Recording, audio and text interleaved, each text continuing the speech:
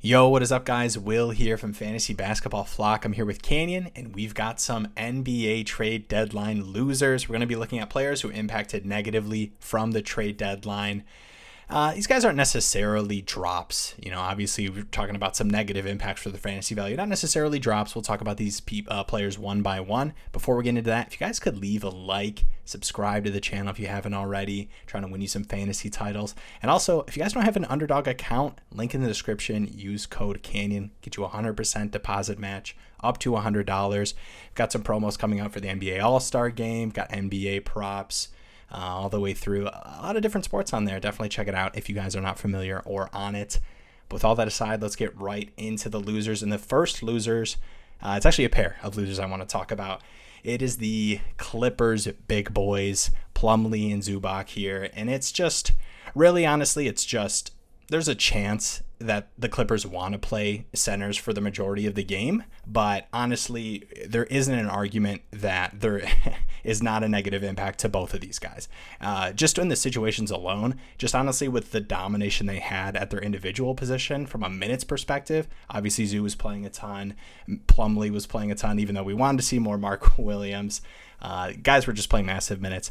This move is definitely one of those better NBA moves and fantasy moves. Obviously, they're just, it's going to be a lot more disappointing stretches than we've seen from these guys who've honestly had stretches where they've been really, really solid. And I think those are just going to be really inconsistent now. Like I mentioned at the beginning of the video, I don't necessarily think that these guys are drops. I do want to see what the minutes look like. It definitely could be where the Clippers see Plumlee as a strong rotational piece behind Zoo, and Zoo maintains some pretty strong minutes. So I think for both of these guys, I'm fine holding at least a game, but I'm really not excited about the future for either of them. Yeah, definitely. And that kind of goes to this next pair of people, or actually trio of guys that we've got here.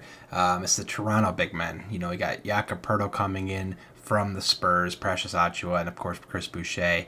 Poeltl, obviously a great deal NBA-wise for the Toronto to get like a solidified center there. But the dip in expected usage from a situation in San Antonio now to Toronto can be kind of detrimental. We know the Raptors starters get good minutes, but Poeltl is amid some serious competition and offensive volume. So I wouldn't be too surprised if he kind of fades away in certain games, if not more consistently than previously, right? In San Antonio, he was kind of that focal point alongside some of their younger guys, but he was kind of one of their main keys to that offense in that young team in San Antonio, along with Precious and Boucher. Obviously, kind of goes without saying, their potential to be a starter moving forward is kind of now gone. Now that they kind of have their five in Poeltl. So they can still be productive and flashes off the bench that we've seen before. But now there's another body, a more prioritized body that they just brought in from San Antonio to kind of deal with in that rotation. So again, these three guys, they're very talented bigs. They're guys that if you have on your team already, you could definitely hold them and see what they do, like Precious and Boucher. If they're waiver wire ads, see if they still get minutes off the bench. Or Poeltl specifically, you probably wouldn't want to drop Poeltl, but you probably could expect a little bit of decrease in usage. He'll probably still have good games if he, holds strong with the rest of the Raptors starters. He could get some really good minutes still, but they've got those guys. They didn't move Trent. They did not move OG. They did not move Van Vliet, right? And they obviously didn't move Siakam. They have some serious starters there. They're going to put up a lot of shots, so it's going to be difficult to see Poeltl get some serious games moving forward consistently. So he could just be kind of a prisoner of their talent right now. And obviously Boucher and Precious are kind of solidified coming off the bench and might not see as many minutes or have those kind of openings and opportunity to kind of capitalize on. Yeah, definitely. And next guy we've got up here, it's John Collins, who's kind of an interesting name to have on the trade losers. And honestly, it's really a what could have been with Collins. Now, I know there was a lot of reports about Collins potentially being moved, and a lot of it had to do with his current contract and teams not wanting to take that on, some weird draft compensation stuff with trying to figure out a deal with that. And really it was with a contract like that, the hope was he would be able to be moved to a situation where, maybe it's an underperforming team and he kind of gets to step into a role and be more of a consistent offensive guy. And he's had spurts and really solid games for the Hawks here, but obviously just that team running through Trey and Murray, there just isn't as much upside as, a lot of people anticipated heading into this season.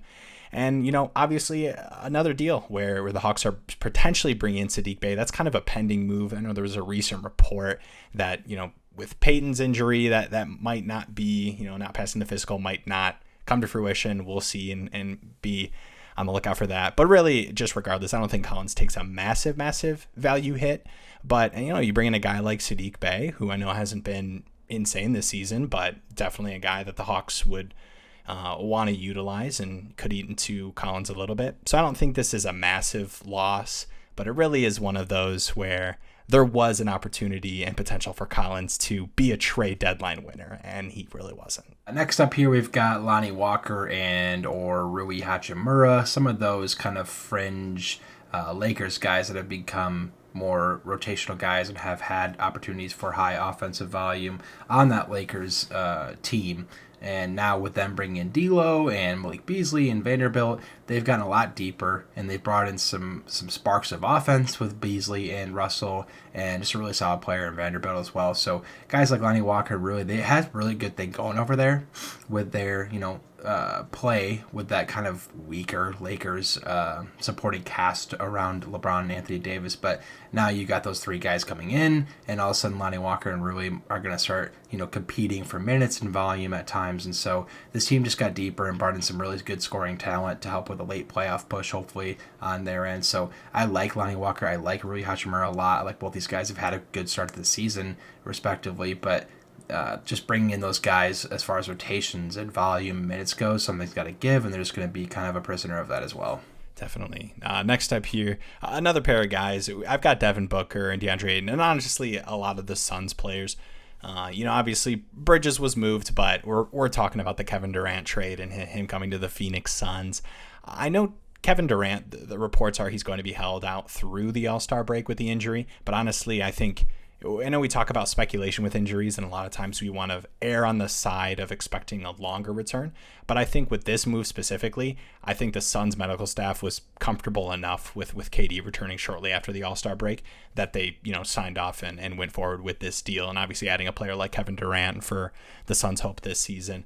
And really it's just, it's just obvious, right? You bring in a guy like Kevin Durant, it's going to be a huge shot volume guy. So obviously, Devin Booker just had his return from his injury, so, already going to be eating into DeAndre Ayton. So Book will have a strong stretch as he kind of comes back, but, man, once that floor has Kevin Durant on it, it's really going to be a competition to see who's putting up the shots between Book and KD. It's really just one of those obvious things. I don't even think I need to add a lot of fantasy analysis as to how KD will impact this team, but Bridges obviously was having a really strong season, and you might look at some games and think, oh, maybe that's what KD will do. But really a lot of that was without Devin Booker, a lot of injuries to the Suns guys. So Suns getting healthier, Kevin Durant coming in, really going to eat into pretty much the rest of the Suns roster and really should be a shot volume monster. Yeah, unfortunately it just means probably more quiet nights from those guys because they might have to not to do that much, right?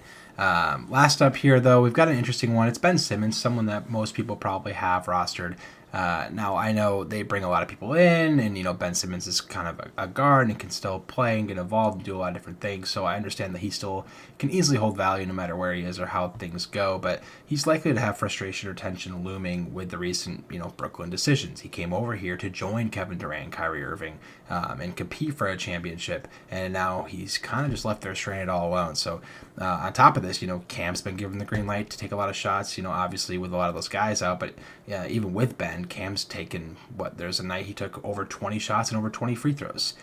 So Ben Simmons is clearly not going to get a lot of offensive usage anyway, but now you got guys like Dinwiddie and McCall and Cam Johnson and others, and his upside might only just be in the assist category, maybe some rebounds, but things are just getting really strange, messy, muddied, obviously a little bit of a rebuild in Brooklyn, and so there's potential for him to, be a little frustrated with the situation, request a trade. I mean, we've seen Ben Simmons set out, obviously. We've seen him be frustrated. There's things that get to him. And this whole situation, when you go to a team with two stars and you want to compete and those two guys leave you and you're left stranded in a rebuild, I don't know if Ben Simmons is going to love that very much. And so Ben Simmons is definitely a guy to kind of just keep an eye out for. Obviously not a drop because he can definitely still flourish with whatever cast he has around him, with the repertoire that he has as far as basketball goes, right? Scoring, rebounding, assisting defensively. But as far as, his relationship with the team, things behind the scenes, things off the court, is a serious consideration for someone that's holding a Ben Simmons with what we've seen in the past from him. Definitely. And I do even think on top of that, if you totally disagree with what Canyon just brought up about Ben Simmons' thoughts about the situation, I think the flip side of that is, yes, the Nets lose Kevin Durant and Kyrie Irving, and you think to yourself, wow, that really opens things up for Ben Simmons. Not really. I mean, the roster is still pretty strong. They really just don't have a superstar, right? They've got Dinwiddie, Bridges, Cam Johnson, Cam Thomas. They've got guys who can give superstar performances. They'll have guys that'll put up a ton of shots. So really, if you consider it, it's not necessarily even a plus for Ben Simmons as far as the roster moves are considered, right? A lot of that offense obviously ran through KD and Kyrie, but I don't necessarily think with those guys gone, it's a positive impact to a guy like Ben Simmons. So I think even if he's totally fine, he's going to play the whole season, they're going to, try to make a run at pushing for the playoffs. I don't even think it's necessarily a positive in that light either. With all that considered, let us know what you guys think in the comments below. If we miss anybody who you think is a big trade deadline losers, let us know. I do want to say we didn't necessarily talk about a lot of the deeper guys, so we didn't really touch on guys like Eric Gordon or guys who we think in most leagues probably just shouldn't be rostered or didn't really have enough upside to really have taken a strong loss impact. And we also didn't mention a lot of the guys where we think their values are probably going to stay pretty consistent. We'll talk about, guys like Beasley, going over to the Lakers. It's a lot of those that are really would not surprise me at all if the situations are very similar to where they were in. We talked about the Lakers a little bit. They just feel just like a deeper team. So, a guy like that, we didn't really want to talk through or make a hard bet on if it was a win or a loss for their value. It's more of a, let's see in the next couple of games, not necessarily want to make a claim or call on that. Appreciate you guys watching. We'll see you in the next one.